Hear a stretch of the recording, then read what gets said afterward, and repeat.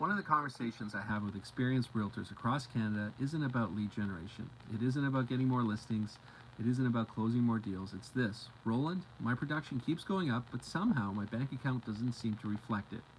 And that's actually a much more important conversation than most realtors realize, because increased production does not automatically equal to increased wealth.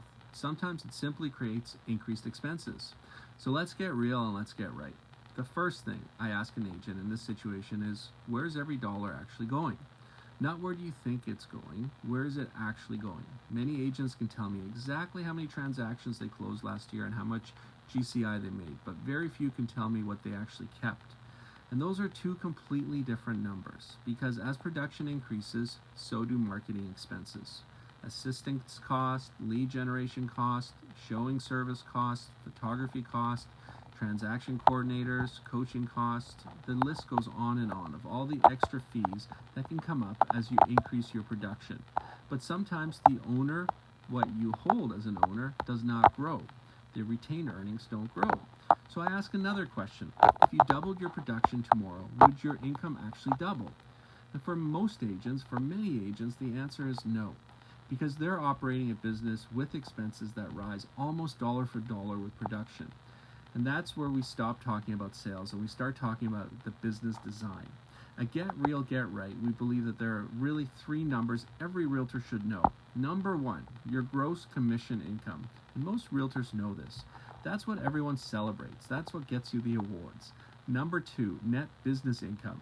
That's what your accountant cares about. But number three is the one almost nobody tracks, and that is the personal wealth creation number. How much money actually stays with you after taxes, expenses, reinvestment, and lifestyle spending.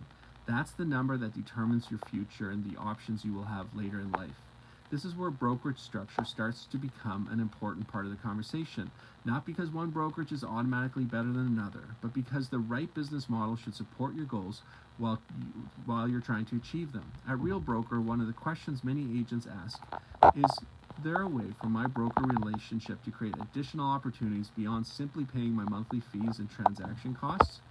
For some agents, the answer is yes. Real gives agents access to opportunities that many traditional brokerages simply do not offer. Things like revenue share, stock awards tied to production and growth, a technology-first operating model, lower overhead through cloud-based performance, and only charging you when you're actually doing a transaction and not monthly fees. In an environment where many agents simply openly share systems, ideas, and best practices.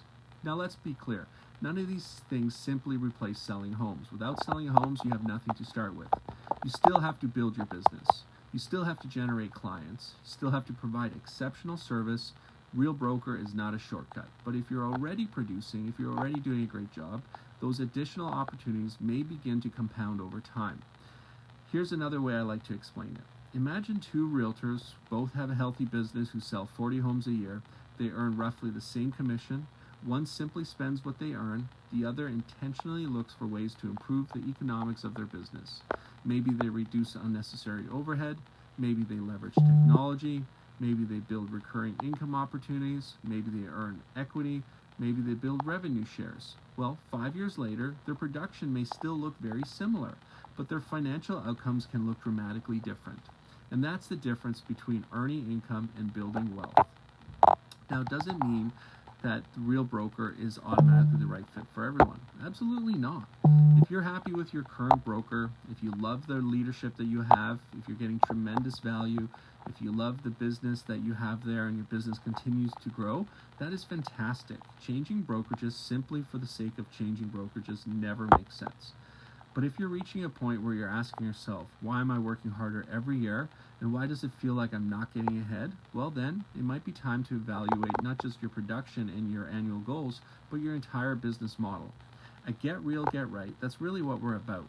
We're not there to convince anyone to join us. We're there to help Canadian realtors ask better questions, helping you understand how different brokerage models actually work, looking objectively at the pros, looking objectively at the cons, and whether a different model aligns with the future that you're trying to build. Because producing more is not the goal. Keeping more should be the goal. Investing more should be the goal.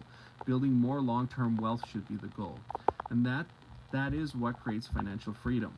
I'm Roland Kym. This is Get Real, Get Right.